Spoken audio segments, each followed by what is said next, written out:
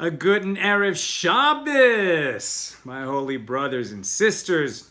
We're excited. It's about 3 o'clock here in the afternoon on Friday. Shabbos is coming this evening. Thank God. Thank God. I don't know how your week has been. I'm thankful for everything that happened this week. And I'm glad that Shabbos is coming in tonight. How are you, my holy brothers and sisters? Where are you tuning in from? What city, what country, what continent? It's great to have you with us. I think we have an exciting teaching today. It's one that I remember clearly my first time going through the Talmud.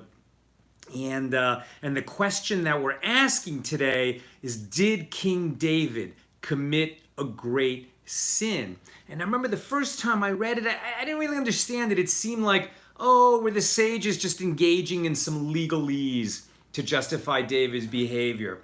But it's not that simple at all. And it's going to be a journey well worth taking. So let us see who's in the house. Let me see if I can actually see the comments. Yesterday's camera issue, I believe, is behind us. It's not all rocking and going all over the place. But what I want to be able to do is to see people's comments when they come in. So I see that Sergio Vega commented. Beautiful. Okay, fantastic. What I can't see so much like in the old days is when people who have friended me, who are friends with me, when they're watching, that I don't see. I only see when you comment. So I see Stephen Giger commented. There we go. Stephen, hello, good Shabbos from New Hampshire. And Miriam says Shabbat Shalom. And Ed Berg is in from Galloway, New Jersey. Great to see you as always. If you have any questions, please put them in the comments. I'll try to keep an eye on the comments as I go along. But for sure, at the end of the session, I will check the comments as I always do. All right. Let me get my notes here in front of me. Today, we're going to be finishing, with God's help, chapter 5. So where are we? We're at page 56, second tractate of the Talmud. That's tractate Shabbos, chapter 5. We've been looking at the fourth Mishnah of chapter 5, and today we're going to complete our study of that Mishnah and chapter 5 itself. And with God's help, tomorrow night, Saturday night, we'll start chapter 6. So, what was chapter 5 all about? This was about the burdens that we can't burden an animal on Shabbos. Just as we don't work, our animals don't work. So the question we've been looking at is, what objects are permitted on the animal on Shabbos and will not constitute a burden? Basically, the objects that we need to lead the animal around safely and securely so it doesn't harm itself, it doesn't harm others. We ran into the question in this Mishnah of a strap between a cow's horns. It is not permitted. But then the sage Elazar ben Azariah, Rabbi Elazar ben Azariah, was indicted by the other sages. In other words, it said that Elazar ben Azariah's cow had a strap between its horns contrary to the will of the other sages. And we learned, what does that mean? Elazar ben Azariah had thousands of cows. Did they all have straps? No. What it meant was he had a neighbor who had perhaps just one cow, and the neighbor had a strap between its horns. Why was Elazar ben Azariah blamed? Because for some reason he did not protest. And then yesterday we had the profound teaching about the fall of Jerusalem as recounted a little bit by Ezekiel in the book of Ezekiel, but then a little bit, interpreted and expanded a little bit in the Talmud.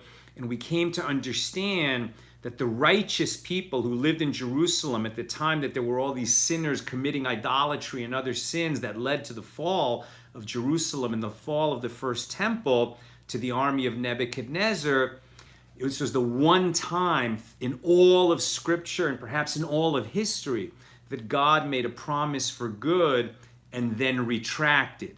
Why? Because God's own attribute of justice argued with God, the righteous people of Jerusalem, they should have protested the behavior of the wicked people of Jerusalem. God himself says, yeah, but if they had protested, it wouldn't have helped. The wicked were so wicked, they wouldn't have listened to the protest. It is revealed and known before me that the wicked would not have listened if the righteous people protested. And God's attribute of justice answered God and said, it is revealed and known before you. But was it revealed and known, is it revealed and known before the righteous? And God took a step back and reconsidered and then allowed the righteous to be punished along with the wicked in the terrible downfall of Jerusalem. And so yesterday's lesson was, even though we think no one will listen, when we see something wrong, when we see people doing wrong and hurting others, we have to speak up. Even if we think it will do no good, we have an obligation to speak up. That's where we were yesterday. Oh, hello, Donna Smith in the house. Great to see you here with us. Randy Lieberman Herman, Patricia Smith says you can't hear me. Is everyone else hearing me? And I'm not seeing anyone else having that issue. So hopefully it was just Patricia's system. I'm not sure. I think the microphone should be okay. Let me know if there's a problem. Okay. What was I saying? So for today, now that we've been talking, and then at the end of yesterday's page, we also took a look at some righteous people who, we had the question, were there any sinless people, any people without sin? And we saw that David's father, Yishai, his son, one of his sons, God knows not all of his sons were sinless, but one of David's sons was sinless. Also Moses' father, Amram, and there was one of, and Benjamin, the youngest son of Jacob. These were people who were without sin, and yet they died. So we know that is the way of the world, that even sinless people will die. And what goes along with that is even people who have done no wrong will sometimes suffer in this world. It is one of the mysteries of this world. Perhaps we'll understand one day. Now that we're on this topic, we continue this exploration and we come to the matter of David, of King David. Now, King David, it says in the Bible, he did what was right in the Lord's eyes all the days of his life and was blameless before the Lord in all but the matter of Uriah the Hittite. So you'll remember just very briefly that David loved God so much. It wasn't just that David lived his life in a righteous way and did what was right, didn't kill King Saul when Saul repeatedly was trying to kill David because he had heard from the prophet that David was going to be anointed and was going to become king.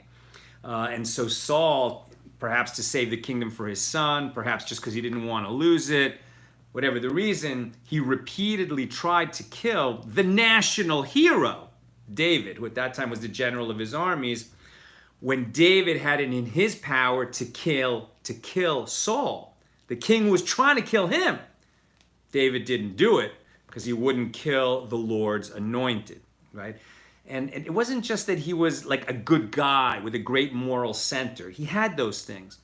But I think the key to understanding David, and you could see that in the Psalms, is that he loved God with all his heart. Even so much that one of his wives said, "What's wrong with you? You were dancing, as you entered Jerusalem, bringing the Holy Ark of the Covenant, and you brought it in and you were dancing in the street like a maniac. That's no way for a king to behave." But he said, what can I do? I love God so much. It fills me with spirit. It fills me with joy. So David really was living on just a whole other plane of existence from all of us. Not just as a saint who really did good all the time, but with this exalted love of God, a very close and warm relationship with God. So we find here on our page 56 in Tractate Shabbos that Rabbi Shmuel bar Nachmani, in the name of Rabbi Yonasan, say that if somebody thinks that David sinned, they're mistaken. Now, it's pretty clear from the plain reading of the text, right, in the book of Kings and in the book of Samuel, David, in this issue of Bathsheba, so what happened here? And the basic story is David was on the roof of the castle, as it were, overlooking the other rooftops of the city. He saw this beautiful woman. Her name was Bathsheba. He was smitten by her. He decided that he was in love with her. He had to be with her. And the only problem was she was married. Who was she married to? An important soldier in David's army. Not a general, not a colonel, but a warrior, right? A worthy warrior who had really, fought with all his heart and soul and all his guts in David's army for the kingdom of Israel and for David, for his commander-in-chief. But when David, decided that he must have Bathsheba, what did he do? He sent an order that Uriah, however you want to pronounce his name, would go into the front lines of the next battle. Now, they were in the middle of a war, which was a legitimate war. It's not like David declared a war just so that he could send this guy Uriah to the front lines. The war was legit. The war was a war that Israel had to fight. Did Uriah have to be in the front lines? Maybe yes, maybe not. But at any rate, David sent him up there and he was killed in battle, and that freed him up. And then, and this is how we know that David probably did something wrong, the prophet Nathan came to David and rebuked him, right? So Nathan did just what we were talking about. He spoke truth to power. He felt that it would be very dangerous to tell the king of Israel, hey, you've done wrong. But Nathan had the guts, and he stepped up and he said, what would you say about a farmer who had thousands of sheep and he had a neighbor who only had one sheep, and he felt that he had to have the sheep of his neighbor, and he took the neighbor's sheep. And David said, well, that's a terrible thing. And Nathan said, well, you're that farmer. You did that, right? You could have any wife, you could have any woman in the world. You're the king, you could have anything, but you set your eyes on Bathsheba and you took her from this man and sent him to die. So that sounds pretty much like a sin. So how could these rabbis stand up for David? The thing is, these rabbis are looking at the verse which says, let me get this in front of me, pardon me.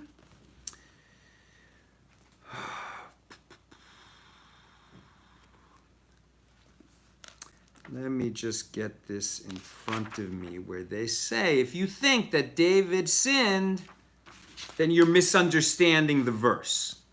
Right? That's what they say. Anyone who says that David sinned with Bathsheba is nothing other than mistaken, say Rabbi Shmuel bar Nachmani in the name of Rabbi Yonasan. As it is stated, and David succeeded in all his ways, and the Lord was with him.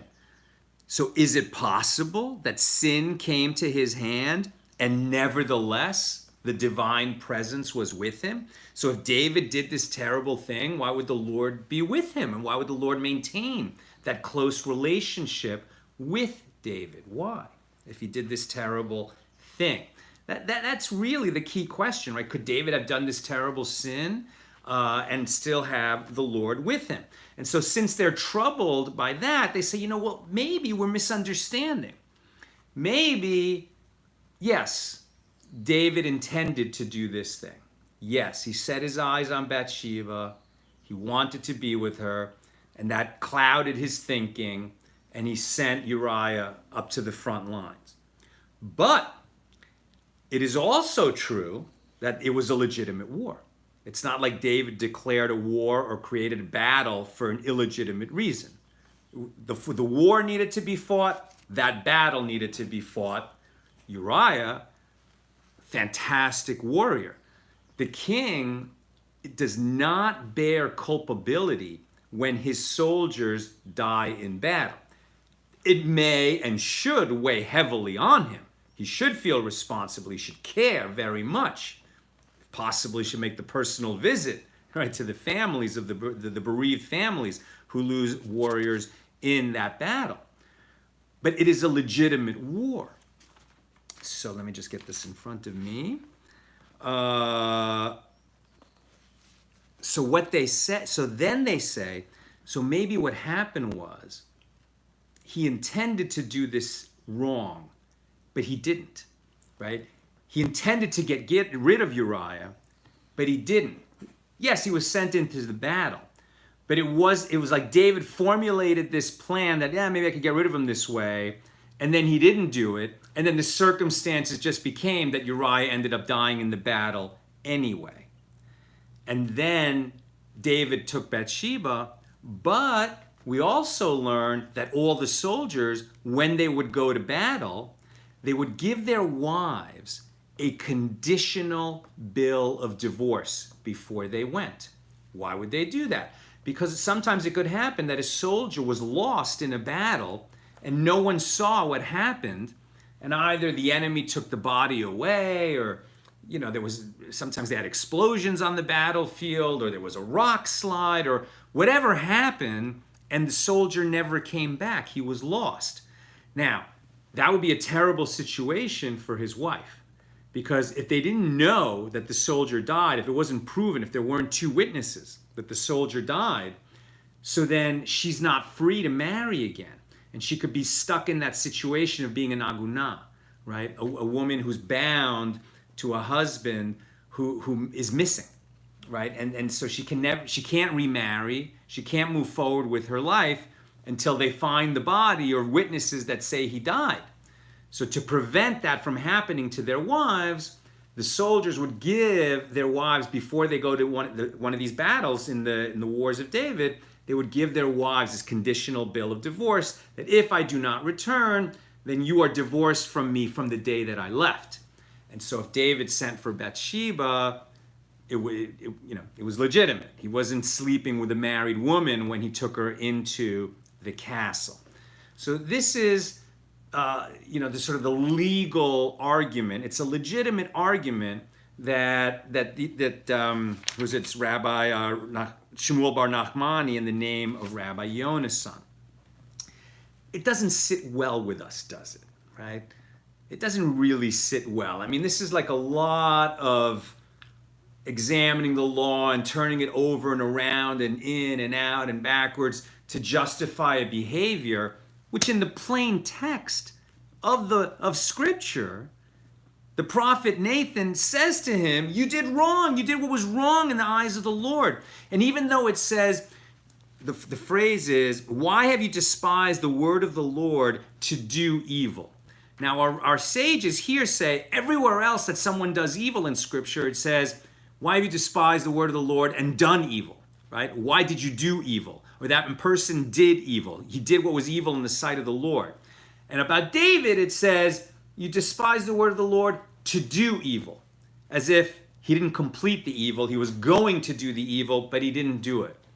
Okay, but it sounds a little bit legalistic, right? A little bit too legalistic. And in fact, Rav, the sage Rav says, and then they point to one more thing, I'm sorry. And Shmuel bar Nachmani and Yonasan point to one more thing. And they say that, at one point Uriah is talking to David, and he refers to one of David's other generals, Yoav, and says, my lord Yoav is in such a place and did such and such a thing. And so in the presence of a king, to refer to someone else, anyone else, as my lord, technically treasonous. Maybe it wasn't so much that it was a technical thing, but that Uriah was already kind of unhappy and, was giving the king attitude, as it were. And maybe that, could put a little bit of the blame on him for what followed. But Rav says the bottom line is the prophet Nathan rebuked David, and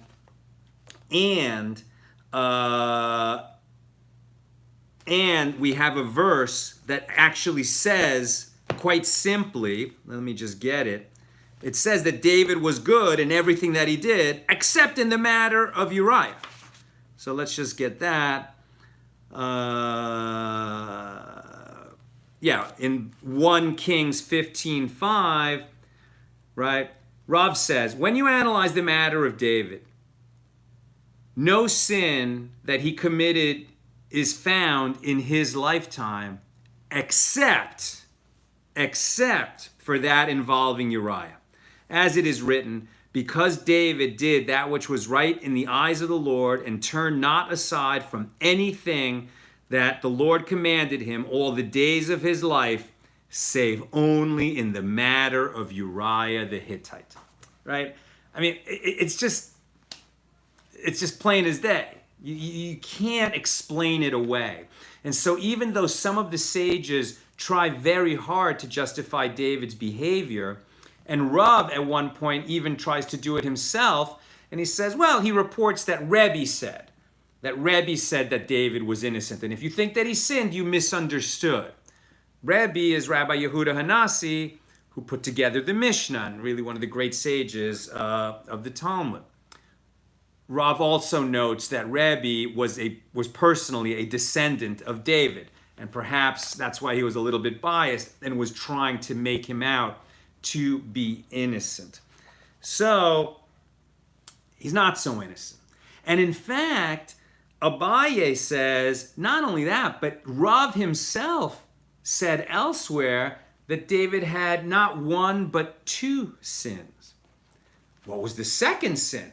Now this is also questionable, because the Bible says David did what was right in the eyes of the Lord in all his ways, in all his days, except in the matter of Uriah the Hittite. What else did he do? So we have the story of Tzivah and Mephiboshes.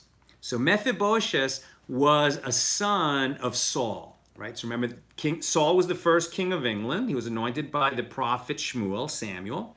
And then Saul did what was wrong in the eyes of the Lord, and he lost his right to the kingship, and even more, lost the right of the kingship for his house, right? So his son, Jonathan, not Jonathan nor any of his sons would inherit.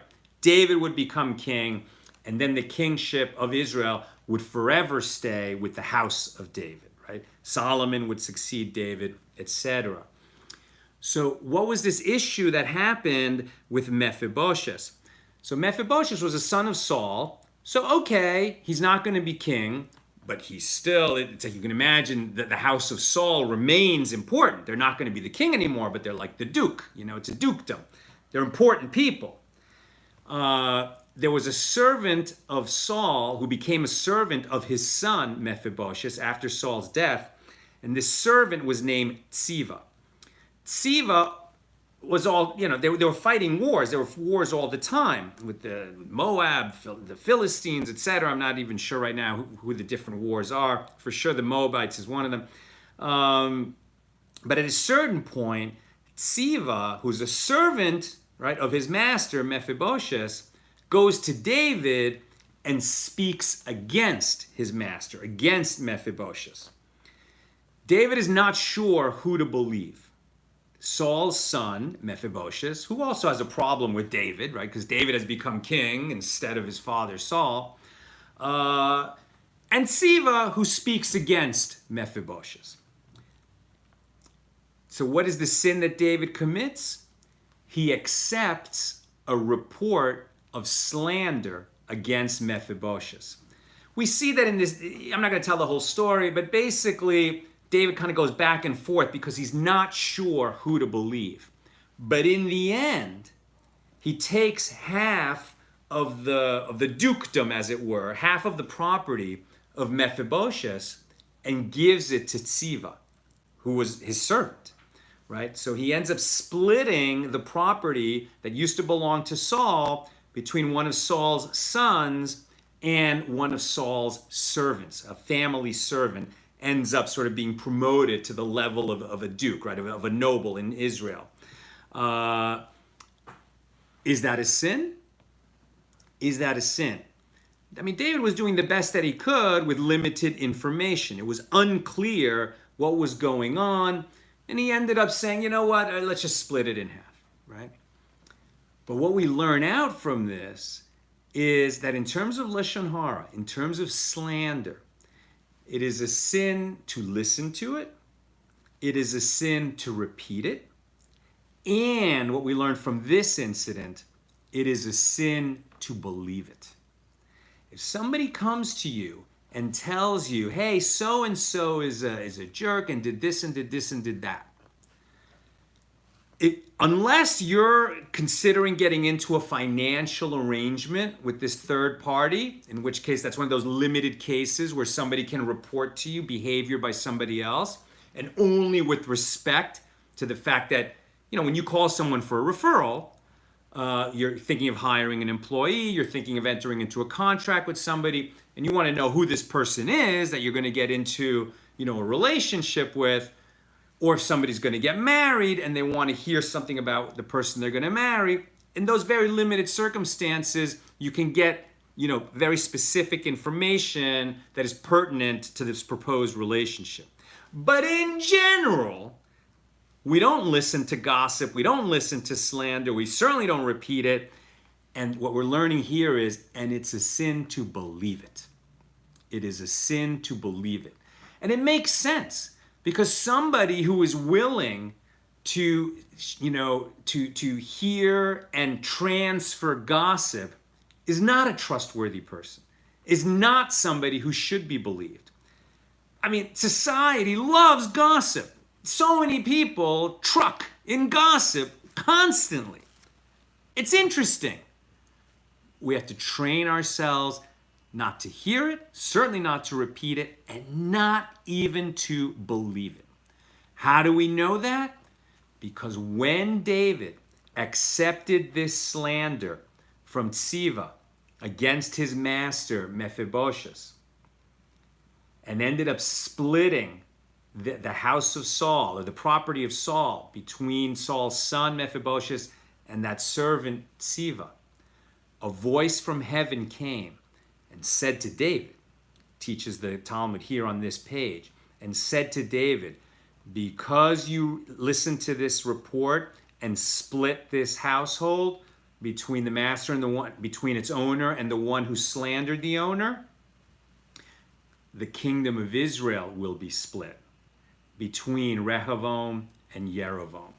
So that's what would happen in the time of David's grandson, right? David's son Solomon would oversee the high point, the greatest power and the greatest peace and the greatest everything that the kingdom of Israel ever enjoyed. But Solomon was not able to transfer his wisdom and his ability to rule over a large kingdom in peace. He wasn't able to transfer that to his son, Rehovoam. Rehovoam, when he got the kingdom, he was basically an idiot.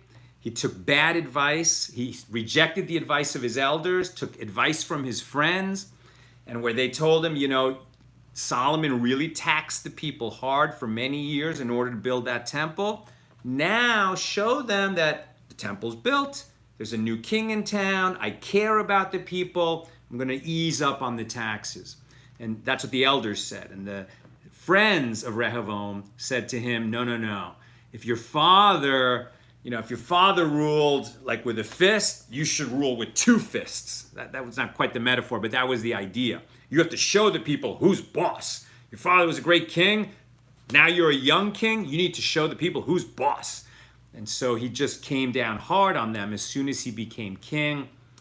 And Yerovoam, who was, sort of like one of the people that worked for Solomon, an important minister for Solomon, essentially a servant of Solomon, but an important servant, came to Rehovoam and said, what are you doing? Don't do this. This is a terrible thing. The people are suffering. You got to stop it. Rehovoam told him to get lost. Eventually, people turned to Yerovoam and said, you got to help us. This is crazy. And it led to a civil war. And that's when the kingdom of Israel split. And Yerovoam was appointed the first king. He was not a royal lineage. He wasn't, his father was not a king. He wasn't a usurper in the sense that he didn't take Rehoboam's throne away from him, but because the kingdom split, and Yerovoam became the first king of the northern kingdom of Israel. And so our sages say here that if David had not listened to the slander of Tzivah against Mephiboshes, then there would not have been a measure for measure sort of punishment against the house of David later that led to the splitting of the kingdom.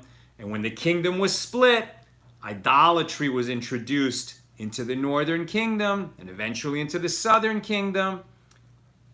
And the people came to sin, and eventually we lost the land of Israel, and we were exiled, and we've been exiled ever since, right? So it's sort of this, like, one thing led to another, and we say that David should not have listened to slander, and if he hadn't, we'd still be in the king, we'd still have our kingdom, our precious kingdom, and be close to God. And that's how the sages wind up this little story. Once we're on the subject of Solomon, did Solomon commit a sin? Solomon also did what was right in the Lord's eyes. I mean, Solomon was Solomon the wise. He built the temple. He wrote Proverbs. He wrote Ecclesiastes, known in Hebrew as Kohelet. I mean, who's wiser and greater than Solomon? But when Solomon was old, he took on wives that had undue influence on him. And these wives, because one of the ways that Solomon had such a peaceful reign, David was fighting wars all the time. Solomon wasn't. What did Solomon do is he married the daughters of the neighboring kings, and so established alliances, right? He used very, very smart diplomacy in order to establish these alliances and have a peaceful reign. And, everyone was coming through the kingdom and trading. Things were great, but he was married to these princesses of heathen kings who brought their heathen practices with them. In the beginning, it didn't matter because Solomon was so strong, and it's like he wasn't going to let any idolatry in his kingdom.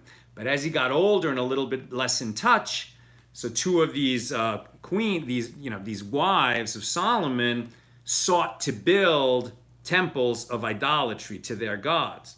And Solomon was blamed for that. So here the same argument is put forward. Well, maybe what happened was that Solomon intended to do it, but he didn't do it. The wives did it, but Solomon wasn't to blame. But now we're back to the same argument that we had in the book of Ezekiel about the righteous people of Jerusalem at the time that Jerusalem would fall later. Solomon didn't want it to happen, didn't make it happen. They asked him to build these temples. He thought about it. He said no, he didn't do it. But then they built the temple, right? He didn't object. He didn't protest. He didn't stop it from happening. And for goodness sake, he was the king. He certainly could have stopped it, and he didn't. So he is blamed for that, even though he himself didn't build those temples or commission those temples. He never did idolatry himself, but he allowed these wives of his to build idolatrous temples. He didn't protest, or he didn't protest enough. And so, along with all the great deeds of Solomon, unfortunately, he's also remembered for late in his life allowing those temples to be built. And even though he didn't do it, he's blamed for it because those wives did it. And so we are back. Oh, and then the final point of this chapter that we're going to cover is that it says here that on the day Solomon married Pharaoh's daughter, right? So it was Pharaoh's daughter that was going to eventually lead to this idolatry happening in Israel, right? Solomon married the daughter of the king of Egypt, right? I mean, when we think about the history and what we learn at Passover and that the Jews were enslaved in Egypt, I mean, okay, he has to make treaties, whatever, but the one, land that he shouldn't be marrying a princess from, you would think, would be Egypt. But he did. And so, that in itself perhaps was not a sin, but maybe it wasn't so wise. And so the Talmud teaches here that on the day Solomon married Pharaoh's daughter, the Holy One commissioned the angel Gabriel to plant a reed, just a reed, a piece of grass, on a riverbank, and a sandbar, or on an ocean bank, right? Just like on the bank of the ocean. Just a piece of grass. And then a sandbar grew up around that reed, right? Sand got stuck there. It was a strong piece of grass. Sand collected. The sand collected more and more. The sand bar at the edge of the ocean grew and grew in the northern Mediterranean. And eventually, that sandbar would become Rome, right? And so what the sages are saying is that behavior of Solomon's, it didn't lead to, horrific punishment immediately.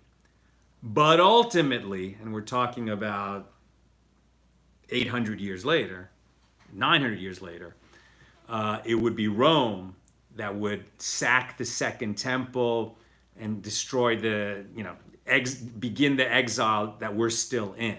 It would be Rome that would ultimately destroy the temple for good, until we have a third temple. And the seeds of that Roman destruction, Rome being an instrument of God to punish the Jewish people for their sins, was planted, according to our sages, when Solomon married Pharaoh's daughter. What have we learned from chapter 5? When we see wrong, we need to speak up. And if we think that because we do so much good that we're immune, we've conquered sin, even Solomon, when he became older, fell prey to it. Maybe not himself, maybe not directly, but the people around him did. So sin is something we always have to be on guard against in ourselves and in our communities. All right, let me check the comments here to see if there are any questions. That is what I've got for us today. Okay, pardon me. Stop it. Go. There we go. All right.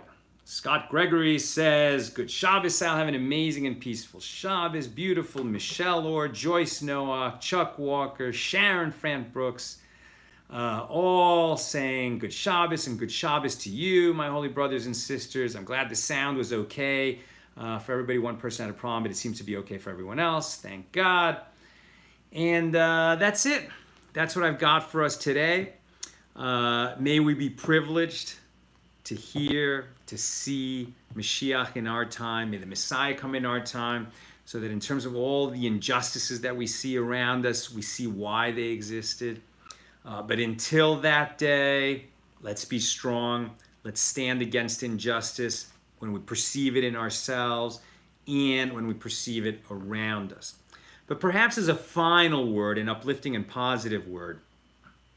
So yeah, David accepted a report of slander, and that led to problems. And yeah, David, David had lost, and David may have succumbed, and David may have done the wrong thing. But he also did so many things that were right. And he also had a loving relationship with God, right? It was an emotional relationship. And so there is a balancing that goes on, right? When we're judged before the heavenly throne, all of our angel advocates and our angel prosecutors are going to come forward and say, not just he did this or he did that, but he did this and this and this and this and this good, and he did this and this and this and this, God forbid, bad. But it all gets taken together. So it's possible you're watching this and you're thinking, I did this terrible thing in my life. Okay, that's the past. Did you do what you could to make up for it? Did you try to make amends? Have you made it to teshuva? Have you looked inside yourself and see what was it that caused you to do that wrong thing and addressed it and pray for help? Because certainly we know, and the Talmud teaches everywhere, how great is teshuva, how great is atonement. And so we may slip, we may do wrong, we may transgress, we may give in to the wily, cunning, and strong urge of the evil inclination. But we also have a good inclination. And we have a Father in heaven who loves us and who appreciates when we love him. He loves to be loved, just like any parent loves to be loved by their children.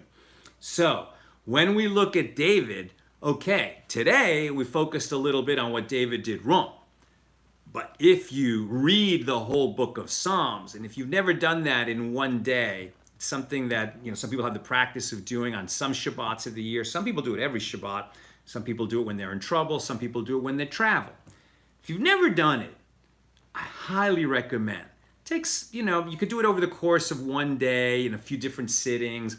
It's probably 3-4 hours of reading. But when you read the whole book of Psalms, which was composed by King David, you walk away feeling like it's a love story. It's a love story with God. And may we all be blessed to be characters in a great, great love story with God in heaven. Sending you all the best, my holy brothers and sisters, from the West Coast to you, and have a great, great Shabbos.